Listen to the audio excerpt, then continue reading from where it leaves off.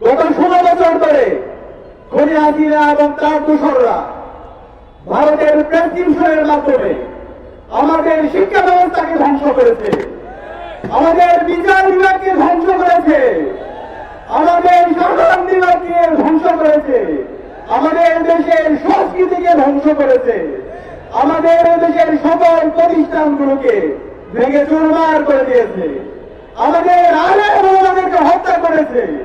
আল্লাহ দেওয়াল হোসেন সাইদি থেকে শুরু করে 5 জন শাপলায় আমাদের হাজার হাজার আলেম ওলামাদেরকে হত্যা করেছে।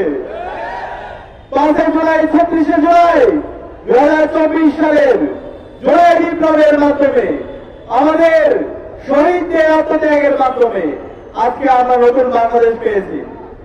জুলাইয়ের পরে আমাদের স্বপ্ন ছিল একটি ইনসাফ ভিত্তিক বাংলাদেশ বিনির্মাণ করা, এবং এই জুলাইয়ে ফেসিবাদের বিরুদ্ধে দীর্ঘদিন ধরে যারা লড়াই করেছে সেই সকল স্টেক হোল্ডারদেরকে সাথে নিয়ে একটি ঐক্যবদ্ধ বাংলাদেশ বিনির্মাণ করা। কিন্তু আমরা দেখতে পেয়েছি জুলাইয়ের কিছু ঠিকাদাররা সেই ঐক্যকে বিনষ্ট করেছে।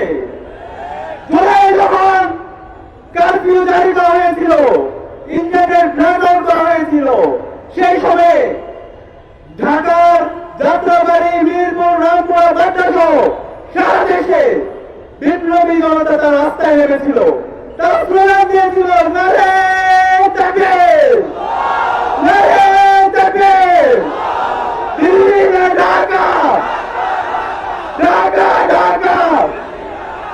তারা দিল্লির দাদাগিরির বিরুদ্ধে এবং আল্লাহর সার্বভৌমত্বের পক্ষে তারা স্লোগান দিয়েছিল, আজাদির পক্ষে স্লোগান দিয়েছিল।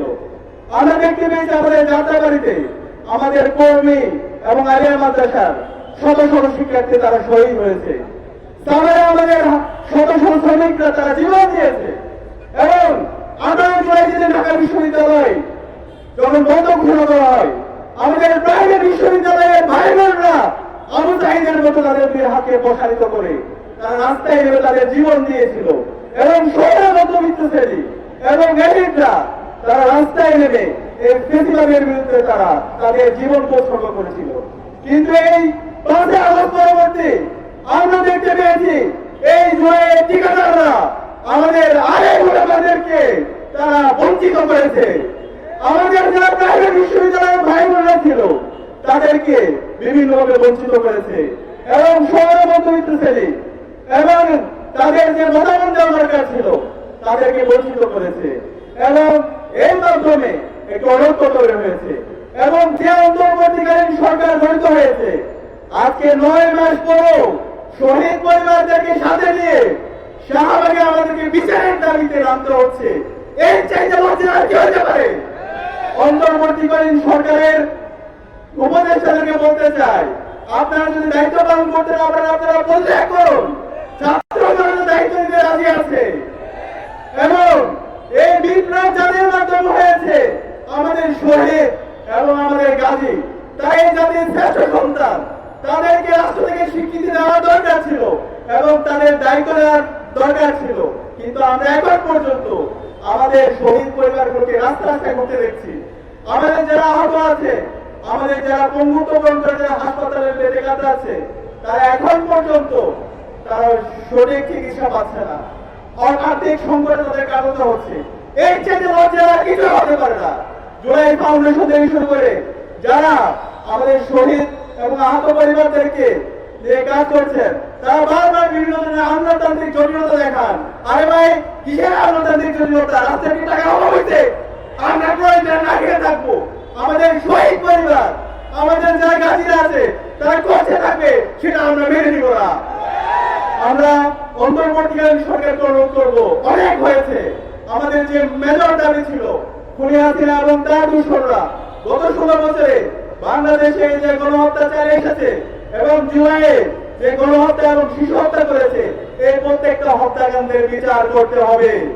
এবং আমাদের যে প্রতিষ্ঠানগুলো ভেঙে চুরমার হয়ে গেছে সেই প্রতিষ্ঠানকে নতুন ভাবে রিফর্ম করতে হবে। এবং আমি বাংলাদেশের মেজর পলিটিক্যাল পার্টিগুলোকে বলতে চাই, জুলাই পরবর্তী বাংলাদেশে একটি প্রজন্ম তৈরি হয়েছে, তারা আর ফেসিবাদকে ভয় পায় না, তারা প্রতিবাদ করতে শিখেছে। তারা কেউ শিবির করে না, ছাত্রদল করে না, জামাত করে না, বিএনপি করে না, কিন্তু তারা সত্যকে সত্য বলতে শিখে গেছে।